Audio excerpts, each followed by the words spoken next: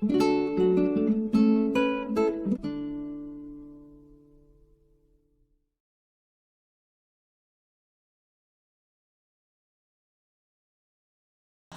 dia, irmãos, irmãs. Estamos aqui mais uma vez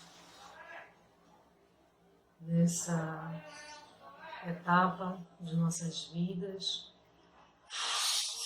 percebendo o tempo que estamos vivenciando e todos nós, de uma forma ou de outra, estamos experimentando novas experiências e experiências que estavam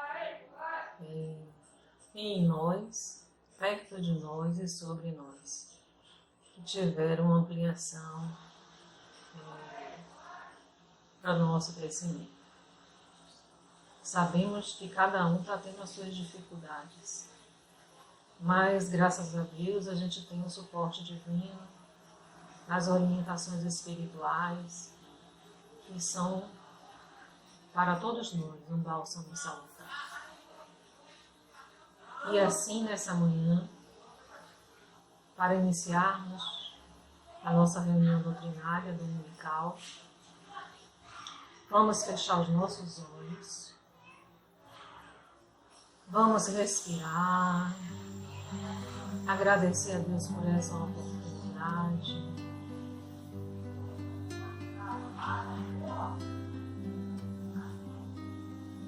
Agradecer por esse momento, agradecer por todos os irmãos que estão constituídos no planeta Terra, aos irmãos espirituais, a Jesus, nossa Mãe Maria Santíssima, a Deus, Pai Todo-Poderoso. Senhor, estamos aqui com os nossos corações agradecidos. Falamos para Ti, Senhor, que percebemos a Sua divina presença sobre nossas vidas e sobre tudo que estamos experimentando. Solicitamos a Ti clemência, misericórdia e suavidade dentro da Sua justiça divina para todo o planeta. Abençoai ao Brasil, essa terra que nos acolheu e nos acolhe com a Sua saiba a sabedoria, iluminando-nos aos irmãos constituídos na grande equipe do nosso mentor, Isnão Ismael, que tem trabalhado incessantemente para o bem dessa nação e de todos que com ela estão vivendo e constituindo para a alegria.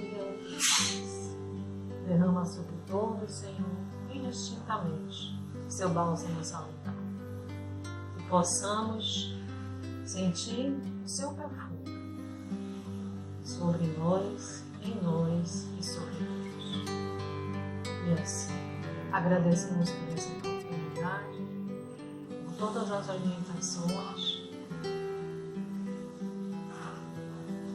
e abrimos os nossos trabalhos dessa manhã voltado para a doutrinária, agora com o nosso irmão Leonardo. Que a paz de Deus esteja conosco, agora e todo sempre. Que assim seja. Minha situação é bem melhor porque sinto muito menos as minhas velhas dores. Eu estou regenerado, me sentindo novo, como vocês costumam dizer. A transição da vida terrestre para a vida espiritual, de início, deixou todas as coisas incompreensíveis para mim, porque ficamos vários dias sem recobrar a lucidez.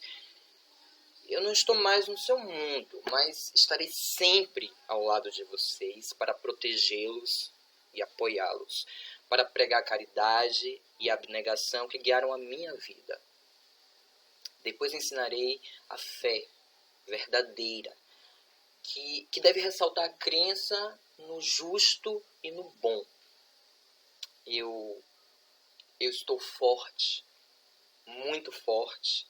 Os senhores não reconheceriam o velhinho doente, obrigado a deixar de lado todo o prazer e alegria. Eu sou espírito, minha pátria é o espaço e o meu futuro é Deus que resplandece na imensidão. Obrigado por terem rezado por mim. Eu reconheço a bondade de Deus que me poupou o sofrimento e a apreensão do momento da separação do meu corpo e meu espírito. Minha pobre mãe sofrerá muito para se resignar, mas será apoiada. E o que lhe parece uma terrível infelicidade era indispensável para que as coisas do céu se tornassem tudo para ela como devem ser. Estarei ao lado dela até o fim de sua prova terrena e a ajudarei a suportá-la. Eu não estou infeliz, mas tenho ainda muito a fazer para chegar ao estado de bem-aventurado. Pedirei a Deus que me permita voltar para a terra, porque tenho que reparar o tempo que perdi nesta existência. Que a fé os sustente, meus amigos. Tenham confiança na eficácia da prece quando ela nasce verdadeiramente do coração. Deus é bom. Há muitos séculos eu vivia com o título de rei, era o mestre absoluto do destino de meus súditos. Agia como um tirano, como um carrasco. De caráter impetuoso, violento, avaro e sensual, imagine qual era a sorte daqueles pobres seres que viviam sob minhas leis. Abusei de meu poder para oprimir os fracos, para colocar toda espécie de negócios, trabalhos, paixões e dores a serviço das minhas próprias paixões.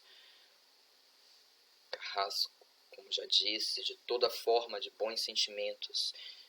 Fiquei muito tempo, mas muito tempo mesmo, preso por meu perispírito ao meu corpo em decomposição. Quando fiquei livre dos laços que me prendiam o instrumento de meu suplício, sofri outro, ainda mais cruel. Periodicamente, por uma força maior que a minha, eu era levado a rever minhas ações culpadas. Via física e moralmente todas as dores que fiz as pessoas sofrerem. Ah, meus amigos, como é terrível ver constantemente aqueles a quem se fez o mal. Olá, meninas e meninos, tudo bem? Eu sou Leonardo Silveira e hoje a gente vai fazer uma reflexão sobre a temática o pão da terra e o pão do céu. Caibar Schutel traz, a partir da leitura do nosso queridíssimo São João, das palavras do Cristo, um trecho específico em que ele nos diz que mais importante do que a comida que perece é a comida que permanece para a vida eterna, a qual o Filho do Homem vos dará, porque sobre ele imprimiu o seu selo Pai, que é Deus. Estabelecendo aí uma diferença de valor entre o pão, que alimenta o corpo, e o pão, que alimenta a alma, colocando este último no lugar de maior importância.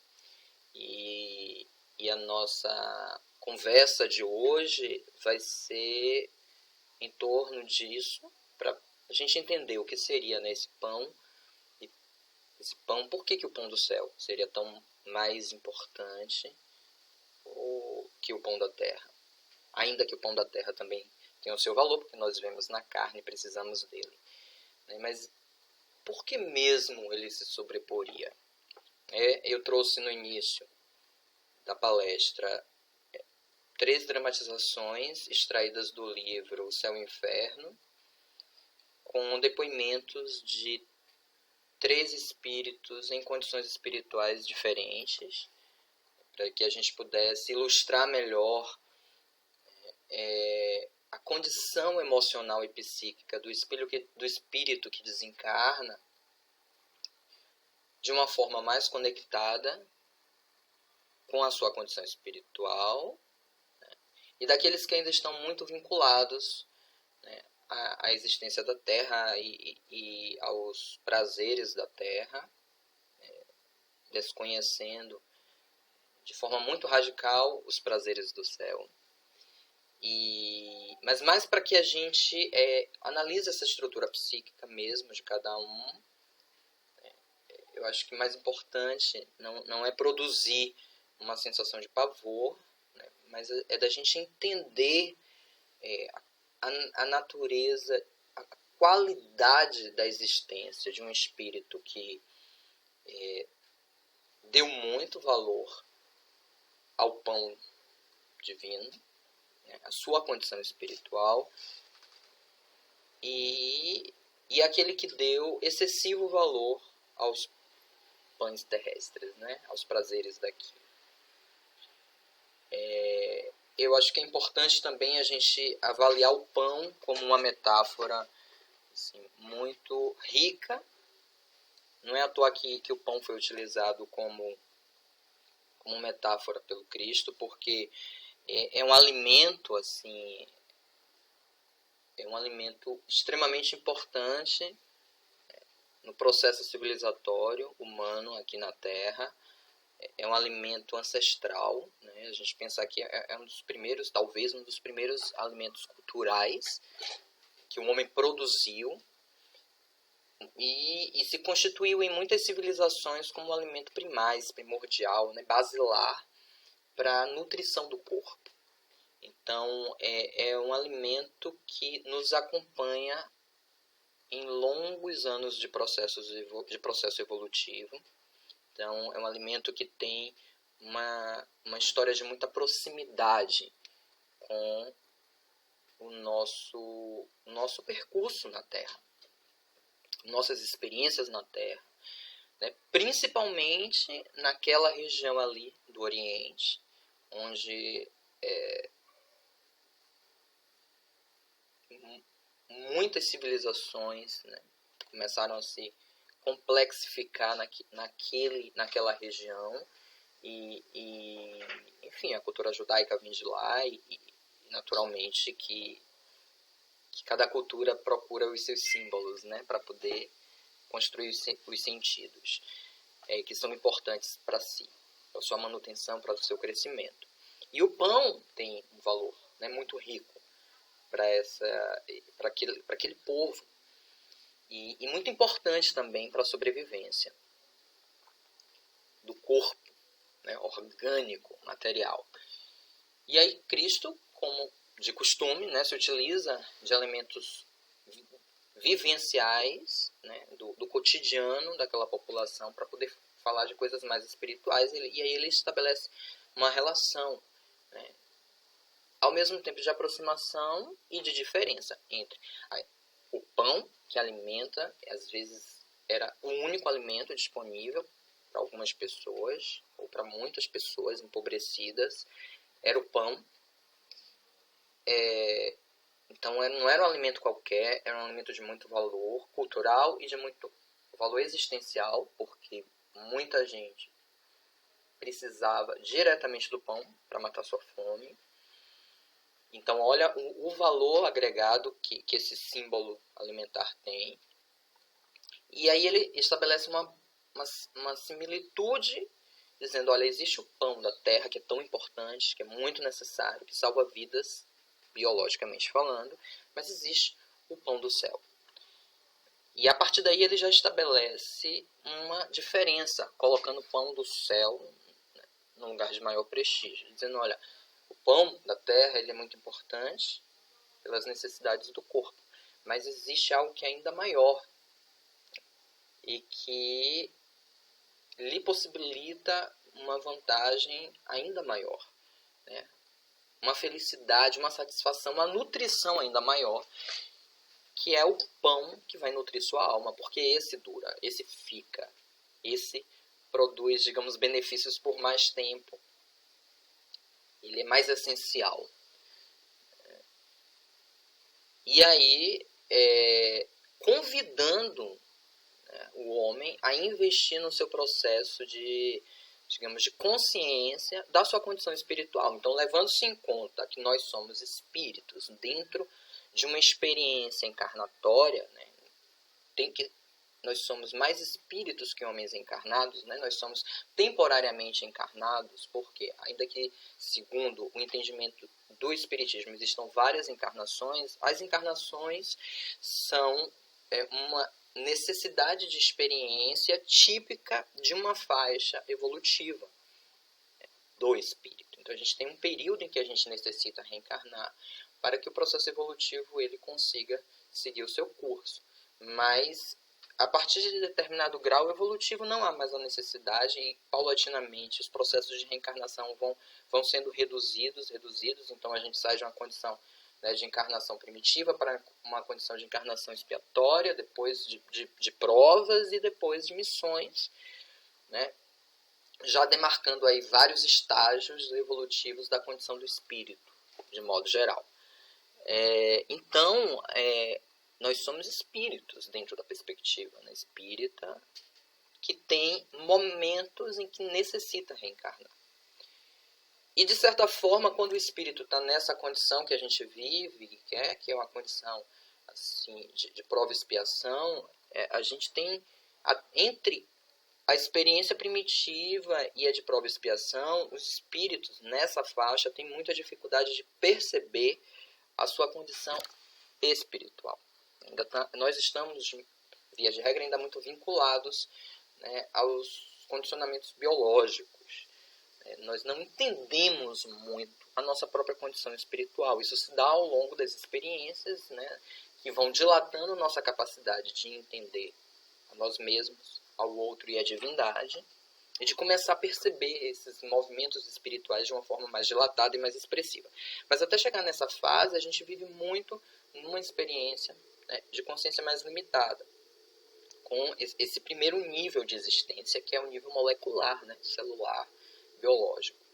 E se fôssemos, né, pensar no processo evolutivo em si, nada mais seria do que a constante amplitude da percepção e da consciência da nossa condição espiritual. Então, à medida em que eu vou atingindo estágios maiores evolutivos, isso só se dá porque eu vou percebendo minha condição espiritual de uma forma mais expressiva, né? Eu vou entendendo melhor o que eu sou enquanto espírito, né? Como é que funciona esse mundo espiritual, né?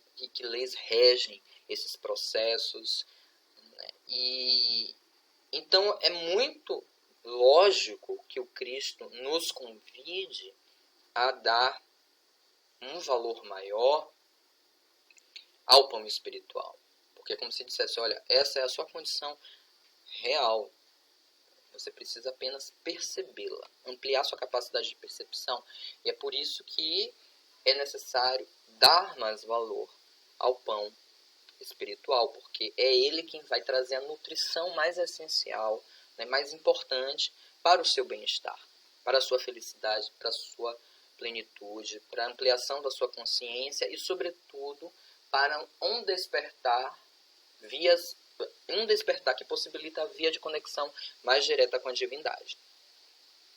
Então, entendendo que o reino dos céus é isso, né? À medida em que um homem vai ampliando sua capacidade de percepção, se entendendo melhor enquanto espírito, ele vai estabelecendo uma aproximação mais consciente com a divindade, e quanto maior é o processo evolutivo, maior é essa conexão.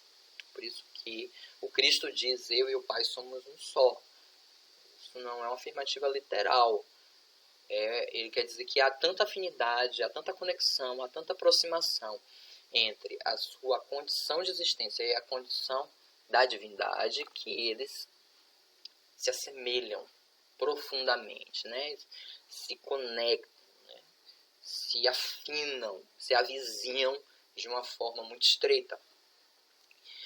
E os três espíritos que eu trouxe como ilustração, de três formas diferentes de existir espiritualmente, de se relacionar com o mundo espiritual e de perceber a divindade e as leis espirituais, e eles nos mostram, né, que aqueles espíritos que investiram, né, na ampliação, na sua nutrição espiritual, na ampliação da sua percepção espiritual, né, que deram mais valor ao pão dos céus, entendendo o céu como uma condição espiritual mais, né, consciente, porque todos estamos numa condição espiritual a partir da percepção espírita, né?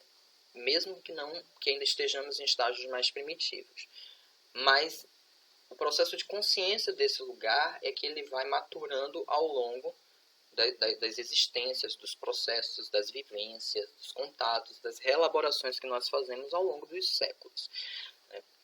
Então, aqueles espíritos que se dedicaram mais a fomentar, né, a fermentar o pão divino, a sua conexão com a divindade, né, temperar a sua relação com os outros a partir dos pilares e dos princípios, né, de convívio divino que a gente identifica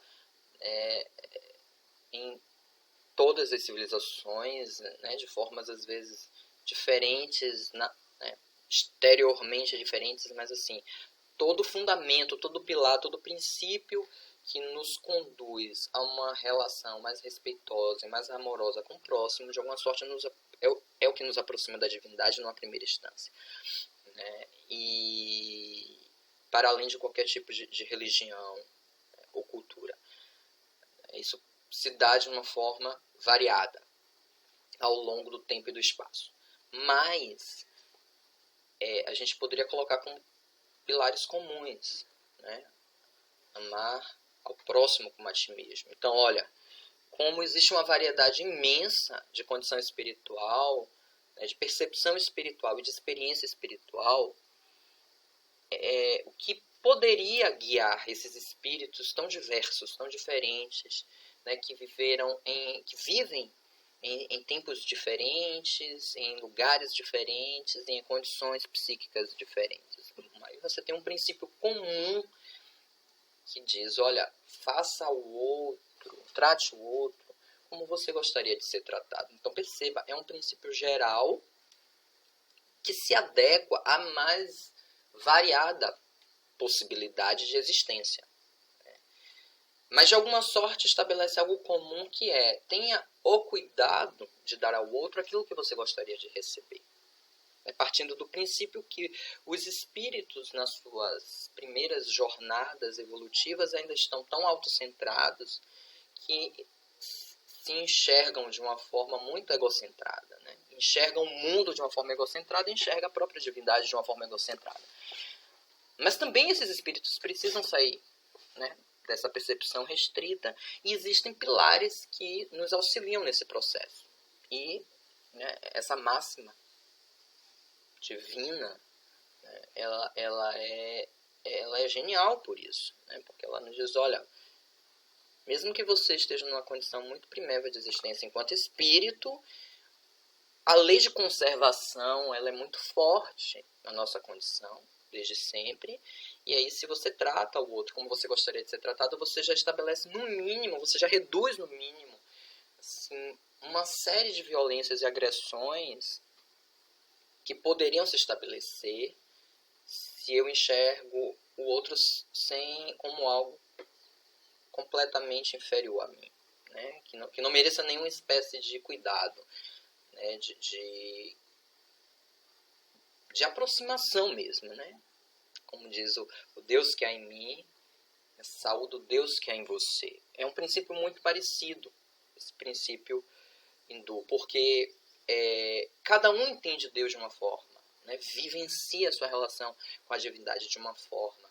Então, a minha condição de espiritualidade saúda a sua condição de espiritualidade. É também um outro princípio de respeito, né? Que estabelece relações menos violentas, menos agressivas, no mínimo.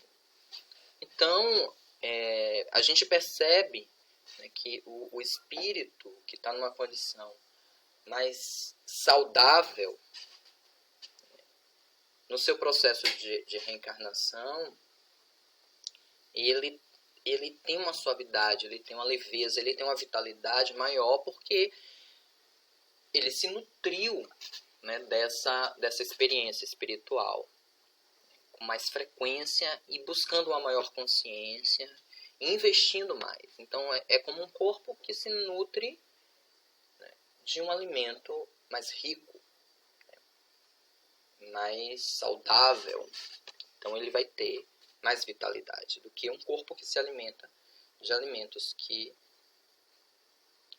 às vezes trazem muito prazer, mas que em contrapartida também dissipam a energia do corpo, né, contribuem para produzir disfunções orgânicas. Na alma acontece de forma parecida, né? A alma que se alimenta, né, de alimentos espirituais mais sutis, ela tende a se conectar de forma mais intensa com a divindade e a produzir maior bem-estar para si e para o outro.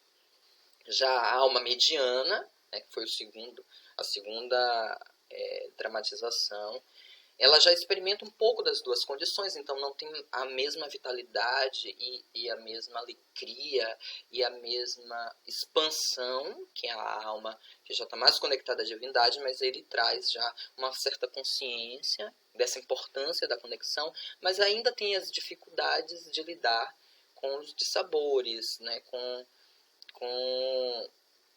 as contenções, né, com as idealizações que não se realizam, que não se concretizam, né, com as agressões, com as violências do mundo e com as próprias violências, né, com os próprios limites, com a própria sombra.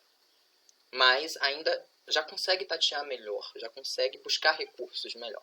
E você já tem aquele espírito, né, que ainda é muito denso e que, enfim, tem muita dificuldade de enxergar a divindade e tem uma perspectiva ou cética, ou então uma perspectiva muito ingênua da divindade, né? Então essa coisa da punição, né, da dor, ela se mistura muito, é uma ambivalência que está muito próxima da própria condição de agressividade, de violência do espírito, então tudo é muito denso, muito pesado. Porque ele ainda está naquela condição. E porque o alimento dele ainda é grosseiro, mas porque a perspectiva dele ainda é limitada. Ele ainda não tem as asas da borboleta desenvolvidas. Ele tem uma perspectiva ainda extremamente autocentrada. Então, ele enxerga a divindade nessa mesma condição. Nós, né, quando estamos nessa condição, enxergamos dessa forma. E daí ser um alimento mais grosseiro, né? Ele precisa ser digerido, ele pesa, ele precisa de mais energia para digerir, ele precisa de mais força para ser quebrado, né? De mais enzimas para ser quebrado. E é isso. Né? A grande proposta é que a gente busque despertar a nossa percepção daquilo que a gente já é enquanto espírito, para entender melhor o que é isso, para aprender a viver melhor nessa condição espiritual. E mais do que aquela percepção ingênua de céu e inferno, quando é mal vai para o inferno, quando é bom vai para o céu, vai ficar lá, naquela angelitude, que é uma perspectiva ingênua, né, e muito externa da condição, né, evolutiva, que é muito interna. O grande salto qualitativo é perceber que a condição de céu e inferno ela está muito relacionada à forma como eu lido com a existência, né? A forma como eu vou digerir os dessabores, os desagrados, os desesperos, as desilusões que a experiência, esteja ela dentro ou fora da carne, da condição humana, nos oferece. Dessa condição, ao menos, que a gente vive. Que é uma condição mediana, né, de provas e expiação. Então, assim, o que vai fazer com que um espírito esteja bem ou mal, muito mais do que ele ter o que quer, ou ele está tendo prazer, porque ter o que quer, ter o prazer, é muito bom, é ótimo, tem muito valor. Mas se você está internamente desequilibrado, se você está internamente repleto de densidades e de sombras, você transformará muito naturalmente essas facilidades, aparentes facilidades, em desprazeres, né? Em dissabores. Então, assim, quantas condições de existência que parecem douradas se convertem depois em grandes suplícios, porque as pessoas não sabem manter a qualidade daqueles recursos que estão ao seu redor. E já outras pessoas que aparentemente têm tão poucos recursos, elas de repente conseguem fazer milagres, né? Elas conseguem lidar com os obstáculos de uma forma bem mais suave, mas ao mesmo tempo mais transformadora, né? Com uma capacidade de superação muito maior, às vezes, do que pessoas que aparentemente têm tudo e não conseguem lidar com a existência e com suas dificuldades. Então, se a gente pensar que o céu, né, acessar o céu é acessar essa habilidade psíquica de lidar com a vida, esteja ela prazerosa ou desprazerosa, então a forma de se conseguir viver este céu, que é você lidar com as diversidades que nos cercam, para dentro e para fora, é você investir no processo, né, de espiritualização, né, de tentar entender seu processo de espiritualização e vivê-lo de forma mais consciente. Daí a necessidade de se investir mais no pão espiritual do que no pão orgânico, ainda que o pão orgânico, né, seja muito importante para a condição do encarnado. Temos as leis da matéria, ele tem muito valor para manter o corpo, mas o valor maior de tudo, inclusive de manter o corpo, é que o corpo serve também como meio de experiência para dilatar a capacidade de compreensão e de percepção da alma. Então, é só uma questão de ajuste, né, de valor. Não é desvalorizar o pão da terra, mas entender que existe um pão que ainda é mais importante. Por quê? Porque ele produz maior benefício, além daquele momentâneo que o orgânico traz. Ele produz o benefício de bem-estar, de fortaleza, de singeleza nas relações, de respeito mútuo, de qualidade de existência para o espírito, né? Esteja ele em qualquer lugar, em qualquer condição. Ele saberá lidar com as tensões. E ele saberá produzir benefícios para si e para o outro.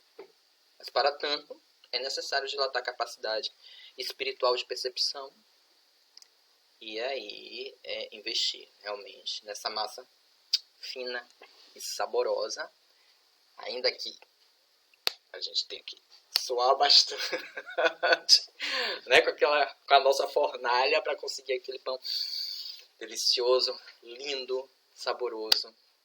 Mas no caso do espiritual, sobretudo nutritivo.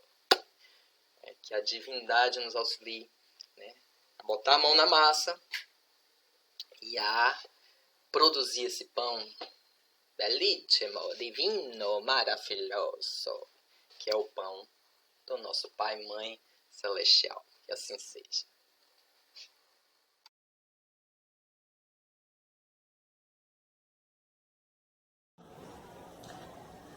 Agora, depois de ouvirmos a doutrinária, vamos sentar de forma comodamente e passamos para o atendimento espiritual. Aqueles irmãos que estão em tratamento, coloquem seu copo ou sua garrafa com água e já comece diante de Deus, na Irmandade Espiritual, fazer as suas emanações de solicitude. Fechemos os nossos olhos, respirando calma e suavemente. Respirando calma e suavemente. Sentindo já a presença divina dos irmãos ao nosso redor, acalentando a nossa cabeça, os nossos ombros, as nossas mãos, sentindo o doce perfume em nós já derramado pela divindade. Silenciemos um pouco para fazermos as nossas rogativas aos céus através dos nossos estimados e queridos irmãos espirituais, aos conselheiros da casa de Jesus e de Jacó, aos orientadores espirituais, aos nossos anjos guardiões, aos anjos, arcanjos, querubins, serafins, aos nossos irmãos extraterrestres, maravilhosos nesse trabalho divino para o nosso bem-estar, o nosso bem-viver, a todos, aqueles que possam sentir a suavidade, essa leveza, é tão importante para as nossas vidas.